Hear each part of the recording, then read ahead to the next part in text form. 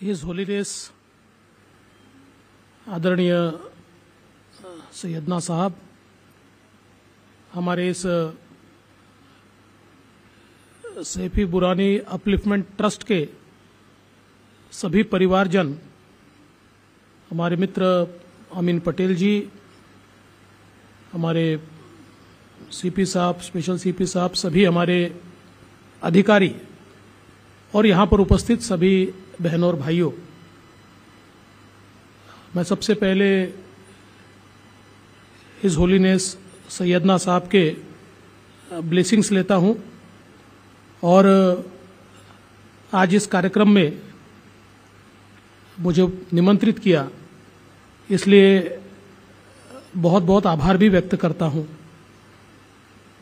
ये जो एसबीयूटी का प्रोजेक्ट है, मैं ऐसा मानता हूँ कि अपने आप में एक बहुत ही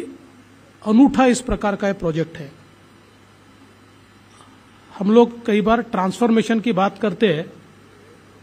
but this project is real transformative project.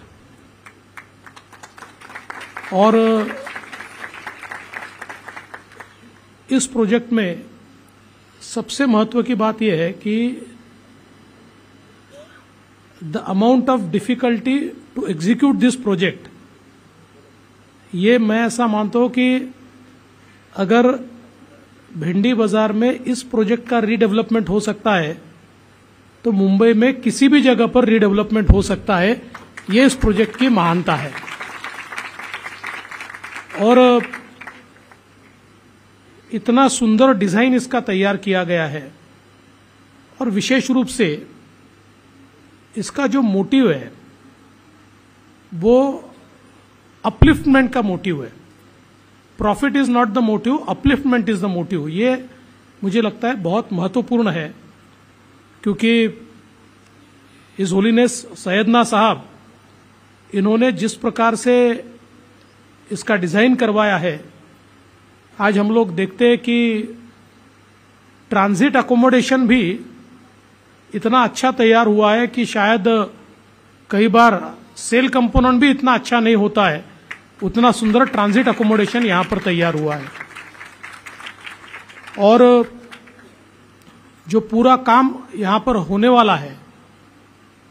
आज जिसकी शुरुआत हो रही है 4th सेक्टर की, और बाकी भी जो काम यहां पर होने वाला है, उसके बाद एक अर्बन रिन्यूअल का, अर्बन रिजुविनेशन का एक ये अनूठा प्रोजेक्ट होगा। और मैं ऐसा मानता हूं कि दुनिया से लोग ये देखने को आएंगे कि इतने कंजेस्टेड एरिया को किस प्रकार से डीकंजेस्ट किया जा सकता है, और जहां पर एब्सोल्युटली नॉन लिविंग कंडीशंस थी, उसको मोस्ट लिवेबल एरिया कैसे किया जा सकता है, ये इस प्रोजेक्ट के माध्यम से हम सबको दिखने वाला है। और मैं ये मानता हूं कि इस प्रोजेक्ट को करते समय बहुत कठिनाइयां हैं, लेकिन आपने अब धीरे धीरे करके, मुझे तो लगता है सबसे बड़ी कठिनाई तो इसमें यह थी कि यहां पर सबको अकोमोडेट करके डिमोलिशन करना, जो आपने करीब करीब अब पूरा कर लिया है। तो अब तेजी के साथ बिल्डिंग्स तैयार होगी और एक बहुत सुंदर ऐसा ये प्रोजेक्ट जब तैयार होगा तो निश्चित हम लोगों को भी उसमें बहुत खुशी होगी। मैं सरकार की ओर से आपको आश्वस्त करना चाहता हूं, पिछले समय भी जब हम सरकार में थे तो पूरे तरीके से आपके साथ में थे, और अब भी हम 100% आपके साथ में हैं।